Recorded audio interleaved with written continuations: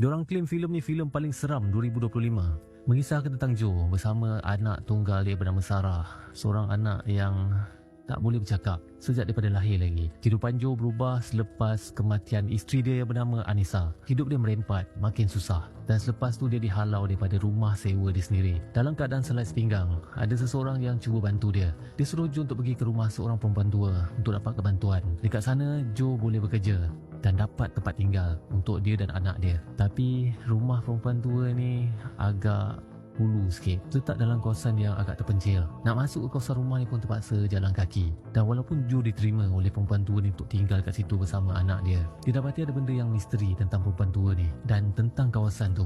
Ada perigi dekat belakang rumah yang sentiasa dilawati oleh perempuan tua ni, dan Joe selalu nampak perempuan tua ni selalu buat satu ritual dekat kawasan perigi tersebut. Dan banyak lagi lah benda-benda yang aku boleh cakap agak menyeramkan berlaku kepada Joe dan juga anak dia bersama-sama dengan beberapa orang budak lain yang tinggal dekat rumah yang sama yang dijaga oleh perempuan tua ni. So filem yang bertajuk Indra ni, filem lakonan Shahizi Sam, ada Azira Syafinas dan beberapa pelakon lain, termasuk juga dengan Rumina Siddiq. Aku boleh nampak juga ada pelakon hebat seperti Adlin Ahmad Ramli. Dan bercakap pasal filem Indra ni, adakah filem ni filem paling seram tahun 2025? Bagi aku tak langsung. Elemen seram dia aku boleh cakap cuma beberapa persen, mungkin less than 10%. Tapi apa yang aku nak puji pasal filem ni, dia punya visual dia memang sangat-sangat cantik.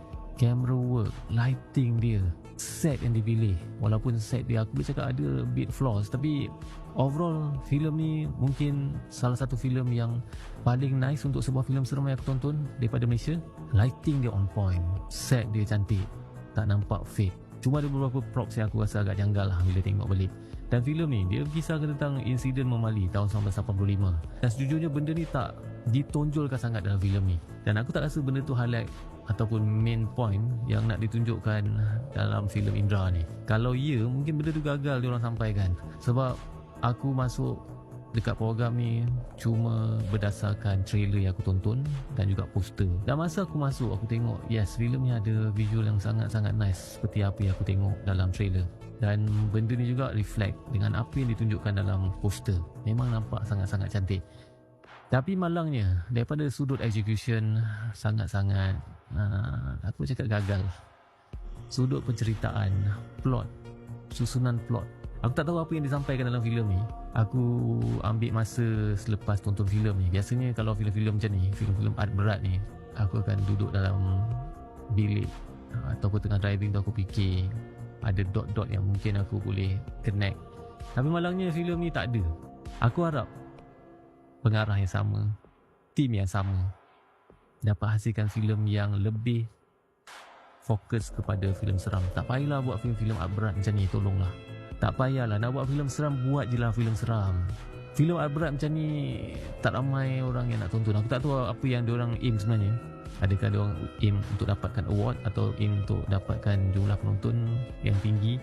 Tapi kalau nak dapat jumlah penonton yang tinggi dengan filem yang macam ni, aku boleh cakap 90%, maybe 95 or 98% orang akan cakap filem ni tak apa-apa. Aku harap tim yang sama, tim yang buat filem ni, sebab filem ni cantik, tolong hasilkan filem seram dengan kualiti yang sama tapi dengan plot yang lebih straight to the point. Dan rating aku untuk filem Indra ni, korang boleh tengok dekat website Kotak Nyaman. Dekat sana korang boleh bagi rating dan juga review untuk setiap filem ataupun series yang korang dah tonton. Dan aku juga ada buat diskusi yang agak panjang lebar tentang filem Indra ni bersama dengan seorang lagi movie reviewer, Kaki Review. Tak ada, sebenarnya filem ni bagi saya, filem paling utama bukan benda yang kita sebut tadi, technical apa semua. Paling utama adalah storyline. Kau boleh tengok dekat channel YouTube. Okay, so kepada korang yang dah tonton filem Indra ni, cuba share sikit pendapat korang tentang filem yang dianggap, yang ditulis, yang diomong-omongkan sebagai filem paling seram tahun 2025. Apa pendapat korang? Sila komen kat bawah. Nyaman.